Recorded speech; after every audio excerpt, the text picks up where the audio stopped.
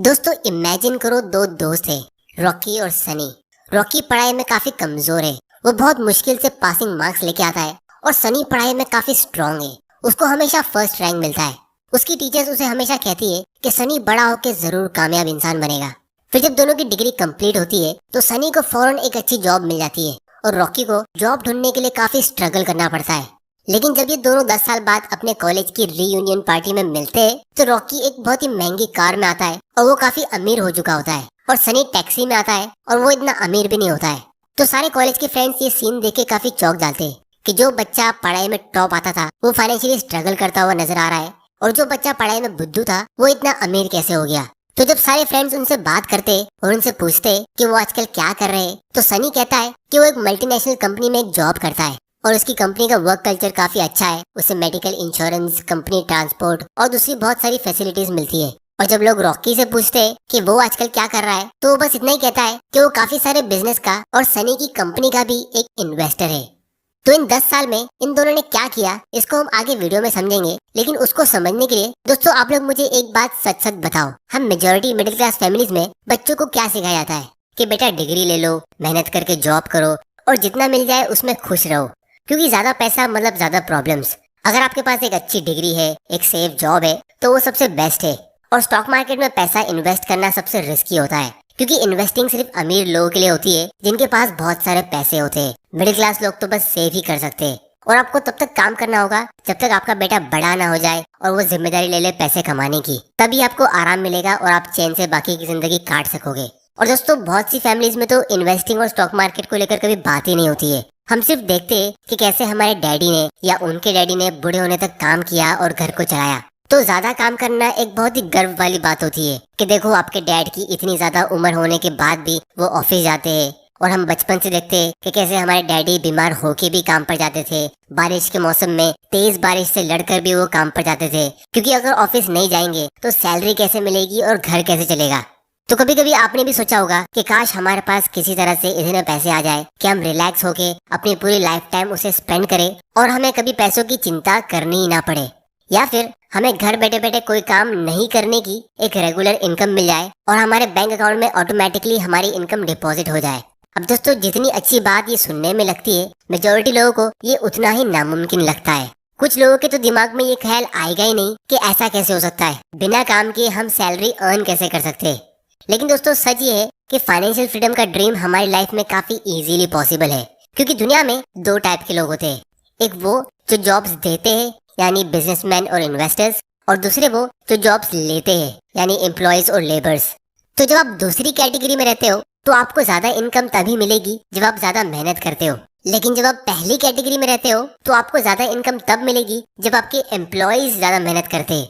जैसे इमेजिन करो आपका एक पुराना कॉलेज फ्रेंड है रमेश, जो एक फास्ट फूड का बिजनेस रन करता है। उसके स्टोर का नाम है पैराडाइज पिज्जा, और वो आपसे कहता है कि उसे एक्स्ट्रा फंड्स की जरूरत है अपने बिजनेस को ग्रो करने के लिए, क्योंकि उसके स्टोर में हमेशा कस्टमर्स की भीड़ होती है और उसके पास कस्टमर्स दूर दूर से आते हैं पिज्जा लेने के लिए। तो वो दूसरे लोकेशंस पे अपने स्टोर्स ओपन करना चाहता है, लेकिन उसके पास उतने पैसे नहीं है। फिर वो आपको अपना पूरा बिजनेस प्लान समझाता है कि वो उसे कैसे ग्रो करेगा, कितने एम्प्लॉयज हायर करेगा और उन्हें कैसे मैनेज करेगा। फिर वो अपना पास्ट परफॉर्मेंस भी शो करता है कि उसने अभी तक कितना प्रॉफिट कमाया और वो डिफिकल्ट सिचुएशन को कैसे हैंडल करेगा। तो आपको ये बिजनेस काफी पसंद आता है और आप कन्विंस हो जाते हो कि ये बिजनेस फ्यूचर में बहुत सक्सेसफुल होगा। लेकिन प्रॉब्लम ये है कि रमेश को 20 लाख रुपीस की जरूरत है और आपके पास उतने पैसे नहीं है, तो आप उसे अगले दिन वापस आने को कहते हैं। फिर जब वो अगले दिन आता है तो आप अपने 3 और फ्रेंड्स को अपने साथ बुलाते हो, और फिर रमेश वही बिजनेस प्लान आप सबको एक्सप्लेन करता है और आपके तीनों फ्रेंड्स भी फौरन कन्विंस हो जाते हैं उसमें इन्वेस्ट करने के लिए। फिर आप चारों मिलके उसमें 5-5 लाख रुपया इन्वेस्ट करते हो, और उसके बदले में आप चारों को उस बिजनेस की 10% ओनरशिप मिल जाती है। मतलब उस बिजनेस के अभी 5 ओनर्स है, एक है रमेश और बाकी आप 4। रमेश के पास 60% ओनरशिप है, क्योंकि वो उस बिजनेस में मेहनत भी करेगा और वो उसे काफी टाइम से रन भी करता आ रहा है। फिर उसके बाद रमेश आपको हर साल ईमेल सेंड करता है जहां वो एकदम डिटेल में आपको एक्सप्लेन करता है कि उसने अभी तक कितना प्रॉफिट कमाया, कहाँ कहाँ खर्चे किए, वो फ्यूचर में और ग्रोथ के लिए क्या प्लान कर रहा है, और वो अपने प्रॉफिट का कितना % आपको हर साल पे करेगा। तो ये जो रमेश के बिजनेस में आपने 10% इन्वेस्ट किया, इसको हम कहेंगे कि आपने उसकी कंपनी के 10% शेयर्स खरीदे, क्योंकि आप सभी पार्टनर्स ने मिलके उस कंपनी के प्रॉफिट को शेयर करने के लिए अग्री किया है। और जो ईयरली प्रॉफिट आपको मिलेगा उसे हम डिविडेंड्स कहेंगे, जिसके लिए आपको कुछ करने की जरूरत नहीं होगी। आपको घर बैठे बैठे वो प्रॉफिट मिलेगा क्योंकि आप उस कंपनी के एक पैसिव इन्वेस्टर हो। अब दोस्तों एक्चुअली में बहुत लोगों के पास रमेश जैसे फ्रेंड्स नहीं होते जो उनके घर का दरवाजा खटखटाए अपने बिजनेस में इन्वेस्ट करने के लिए, और सभी के पास लाखों रुपए की सेविंग्स नहीं होती है। इसीलिए हमारे लिए शेयर मार्केट बहुत ही यूजफुल होता है, क्योंकि इस मार्केट के जरिए हम हजारों सक्सेसफुल कंपनीज में से किसी अच्छी कंपनी को पिक करके उसमें इन्वेस्ट कर सकते हैं। और इस मार्केट का सबसे बड़ा रोल ये है कि जब भी आप किसी शेयर को बाय करते हो तो एक्चुअली में आप किसी स्टॉक या शेयर को नहीं खरीद रहे होते और ना ही आप स्टॉक में इन्वेस्ट कर रहे होते, बल्कि आप उस स्टॉक के जरिए उस कंपनी में इन्वेस्ट करते और आप उस बिजनेस के पार्टनर बन जाते हो। और स्टॉक मार्केट से भी आपको रेगुलर इनकम मिलती है डिविडेंड के जरिए। बस प्रॉब्लम ये है कि जब लोगों को एक छोटा सा डिविडेंड मिलता है तो वो ये सोचते हैं कि इतने से डिविडेंड से उनका क्या होगा, लेकिन लोग ये नहीं देखते कि उन्हें इन्वेस्ट भी एक छोटा अमाउंट ही किया है। तो एक्चुअली में ये एक एडवांटेज है कि आप एक छोटी कीमत जैसे 500 या 1000 रुपए से भी इन्वेस्टिंग शुरू कर सकते हो और काफी कम एज से स्टार्ट कर सकते हो, और इसके लिए आपको कहीं पे जाने की भी जरूरत नहीं है। ये सारा इन्वेस्टिंग का खेल और बिजनेस को समझने का काम हम घर बैठे बैठे बहुत ही आसानी से कर सकते हैं। लेकिन दोस्तों बहुत लोगों को ये स्टॉक मार्केट और इन्वेस्टिंग काफी कॉम्प्लिकेटेड लग सकता है, क्योंकि अगर आप कोई फाइनेंशियल न्यूज चैनल देखोगे तो वो आपको एक ही स्क्रीन पे इतनी सारी चीजें दिखाएंगे कि आप कंफ्यूज हो जाओगे कि यहाँ पे हो क्या रहा है। या फिर अगर आप कोई YouTube वीडियोस देखोगे तो वो कहेंगे कि आपको कौन सा स्टॉक आज खरीद के कल सेल करना है, फिर कौन सा कल खरीद के उसे परसों सेल करना है। और एक ही स्टॉक के लिए किसी से आपको बाय करने की एडवाइस मिलेगी और किसी और से आपको सेल करने की एडवाइस मिलेगी। तो इसीलिए अगर आप दूसरों की सुनोगे तो आप कभी वेल्थ क्रिएट कर पाओगे नहीं, क्योंकि आपको बिजनेस में कॉन्फिडेंस होना चाहिए उसे लॉन्ग टर्म के लिए होल्ड करने के लिए। तो अब आप सोच रहे होगे कि हमारे पास अच्छी कंपनी का आइडिया और कॉन्फिडेंस आएगा कहाँ से। तो दोस्तों सच ही है कि हम अपने चारों तरफ से अच्छे बिजनेस से घिरे हुए होते हैं। जैसे इमेजिन करो कि आप सुबह सुबह चाय पीते पीते ये सोचते हो कि आप अपने पैसे कहाँ इन्वेस्ट करोगे, और अचानक से आप ये सोचते हो कि यार मैं टाटा टी पीता हूँ और ब्रिटानिया की बिस्किट साथ में खा रहा हूँ और ये चीज तो मैं पिछले काफी सालों से कर रहा हूँ, तो ये कंपनी में इन्वेस्ट करना कैसा होगा, क्योंकि आप इनके डेली कस्टमर हो। और जब आप इनके कस्टमर नहीं रहोगे तो सबसे पहले ये चीज आपको ही पता चलेगी। तो इस सिचुएशन में अगर आप इन कंपनीज पे रिसर्च करते हो तो ये एक अच्छा स्टार्टिंग पॉइंट होता है, क्योंकि आपका फोकस कंपनी के बिजनेस और उसके प्रोडक्ट पे, ना कि स्टॉक के प्राइस पे। अब ऐसा नहीं है कि आपको वही दो कंपनीज में इन्वेस्ट कर लेना चाहिए, लेकिन अगर आप ऐसी किसी कंपनी में जैसे सुज़लॉन एनर्जी या DHFL के शेयर्स खरीद लेते हो ये सोच के कि इनका शेयर प्राइस ऊपर जा सकता है, तो ये एक टाइप की गैम्बलिंग हो जाती है। क्योंकि शॉर्ट टर्म में स्टॉक का प्राइस रैंडमली फ्लक्चुएट होता है, लेकिन लॉन्ग टर्म में स्टॉक का प्राइस उसके बिजनेस के परफॉर्मेंस को फॉलो करता है। और सच ये है कि बहुत ही कम लोग स्टॉक मार्केट में किसी कंपनी पे फोकस करके उसके शेयर्स बाय करते हैं, जिसका मतलब ये है कि मेजॉरिटी लोग इसमें गैम्बलिंग करते हैं और इसीलिए 99% मिडिल क्लास लोग इसमें पैसा लूज करते हैं, क्योंकि मेजॉरिटी लोग जॉब्स करते हैं जिनको बिजनेस की इतनी नॉलेज होती नहीं है। तो इसीलिए अब हम ये समझते हैं कि जब आपके दिमाग में कोई स्टॉक का आइडिया आता है या फिर आपको कहीं से स्टॉक की टिप मिलती है तो आप उसमें रिसर्च कैसे और कहाँ कर सकते हो। तो यहाँ पे बिजनेस को स्टडी करने के लिए मैं टिकर टिप यूज कर रहा हूँ, जहाँ से हम ऑलमोस्ट सारी पब्लिक कंपनीज का पब्लिक डेटा एनालाइज कर सकते हैं। इसकी लिंक आपको नीचे डिस्क्रिप्शन में मिल जाएगी, आप वहाँ जाके इसे चेक कर सकते हो।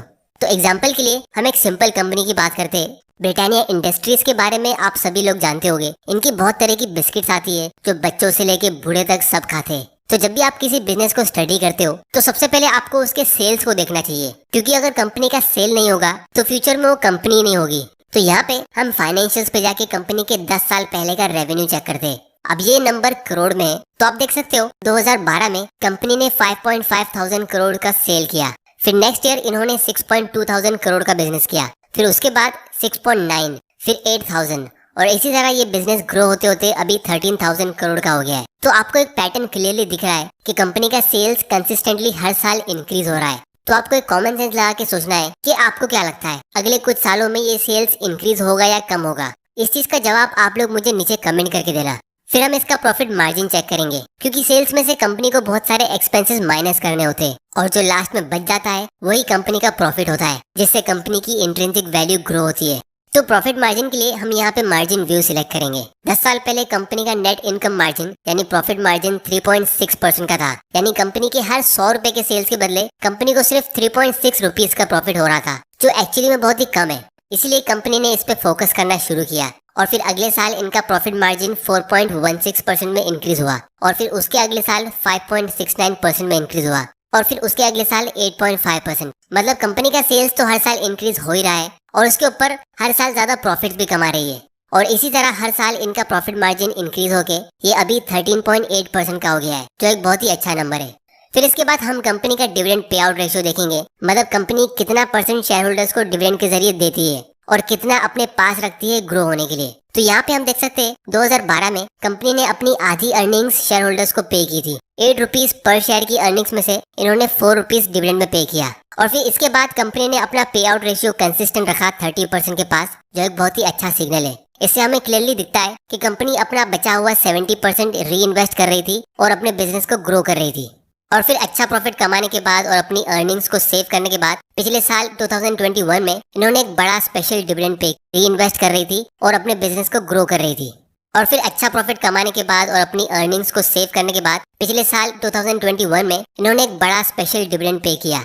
तो इससे आपको एक चीज क्लियरली समझ आ गई होगी कि जो कंपनी जेन्युइनली अपने बिजनेस पे फोकस करती है और अपने शेयर होल्डर की वेल्थ को इंक्रीज करने पे फोकस करती है, तो वो घुमा फिरा के अपना सारा प्रॉफिट्स हम शेयर होल्डर्स को ही देती है। तो जब भी आप किसी स्टॉक के बारे में सुनते हो या आपको किसी स्टॉक में इन्वेस्ट करना है, तो उसके कुछ फाइनेंशियल नंबर्स को आप यहाँ पे आके देख सकते हो कि कंपनी का सेल्स कितना ग्रो हो रहा है और कंपनी प्रॉफिट कमाती भी है या नहीं, कंपनी कोई कर्जे में डूबी तो नहीं है, या उनमें कोई रेड फ्लैग्स तो नहीं है, मतलब फ्रॉड्स एक्सेट्रा एक्सेट्रा।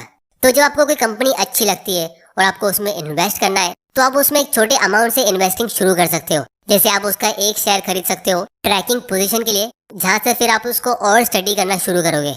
तो हम ये समझते हैं कि आप किसी स्टॉक में इन्वेस्ट कैसे कर सकते हो। तो जब भी आपको पैसा सेव करना होता है तो आपको एक बैंक अकाउंट ओपन करना होता है। उसी तरह जब आपको किसी बिजनेस में इन्वेस्ट करना होता है तो आपको एक इन्वेस्टमेंट अकाउंट ओपन करना होता है, जिसको हम डीमैट और ट्रेडिंग अकाउंट कहते हैं। अब यूजुअली जब आपको कोई बैंक अकाउंट ओपन करना होता है तो आपको एक अमाउंट डिपॉजिट करना होता है, फिर एक मिनिमम बैलेंस भी रखना होता है, और फिर बहुत सारी हिडन फीस होती है, जैसे डेबिट कार्ड की 200-300 रुपए की annual maintenance fees, SMS alert की अलग फीस होती है, और ज्यादा पैसा विड्रॉ करने पे अलग चार्जेस होते हैं।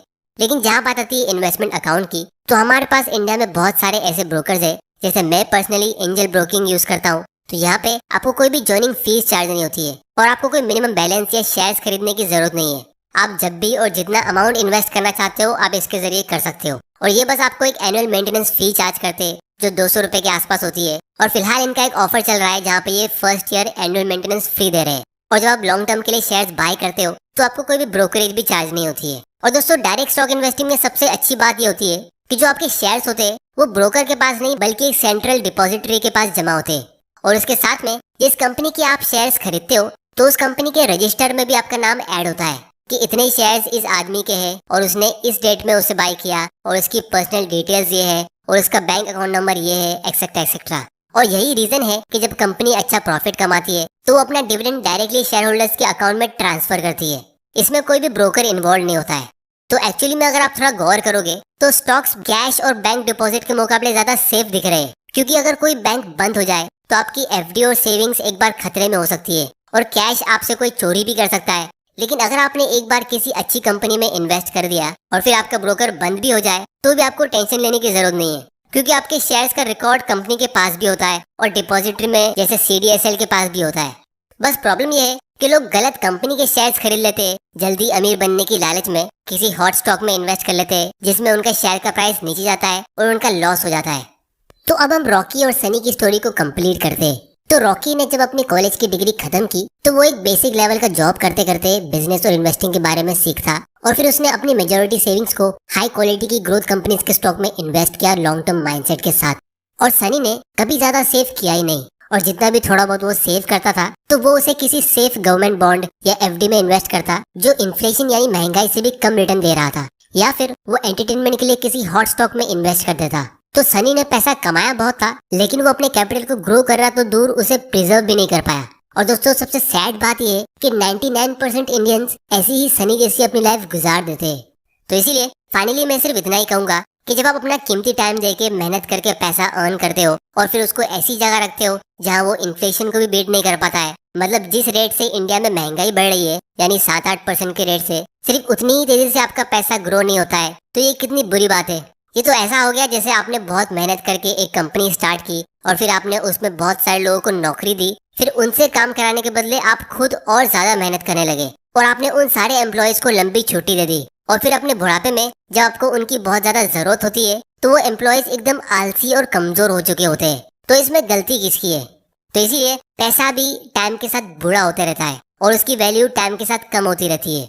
इसको जवान रखने के लिए और ग्रो करने के लिए आपको इसे इन्वेस्ट करना होता है जहाँ पे ये आपके लिए काम करता रहे।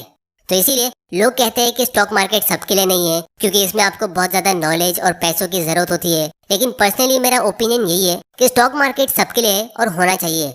बस आपको इसमें राइट माइंडसेट के साथ एंटर करना है और एक लॉन्ग टर्म थिंकिंग रखनी है और बिजनेस पार्टनर की तरह सोचना है। क्योंकि अगर कोई आदमी बीमार और कमजोर होता है तो हम सब उससे यही कहेंगे कि वो अपनी हेल्थ का ध्यान दे और हेल्दी बने। उसी तरह अगर कोई फाइनेंशियली वीक है और पुअर है तो मैं उससे यही कहूंगा कि वो इस गेम ऑफ मनी को सीखे, यानी बिजनेस और इन्वेस्टिंग को सीखे और अपने माइंडसेट को इम्प्रूव करे। जिसके लिए इस चैनल को सब्सक्राइब करके बेल आइकन प्रेस जरूर कर देना ताकि आपसे कोई ऐसे वैल्यूबल वीडियोस मिस ना हो जाए। और इन्वेस्टिंग आप जितना जल्दी शुरू करोगे आपके लिए उतना अच्छा है, क्योंकि कंपाउंडिंग के पावर से आप उसका ज्यादा बेनिफिट ले पाओगे। तो दोस्तों आज की वीडियो में इतना ही। टिकर टेप से स्टॉक को एनालाइज करने की लिंक और फ्री में एक इन्वेस्टमेंट अकाउंट ओपन करने की लिंक नीचे डिस्क्रिप्शन में, आप वहां जाके उसे चेक कर सकते हो। और आप लोग मुझे नीचे कमेंट करके बताओ कि मैं कौन सी टॉपिक पे फ्यूचर वीडियोस बनाऊं। वीडियो पसंद आया तो इसे लाइक करो, नहीं पसंद आया तो डिसलाइक करो। आपका वैल्यूबल टाइम देने के लिए थैंक यू।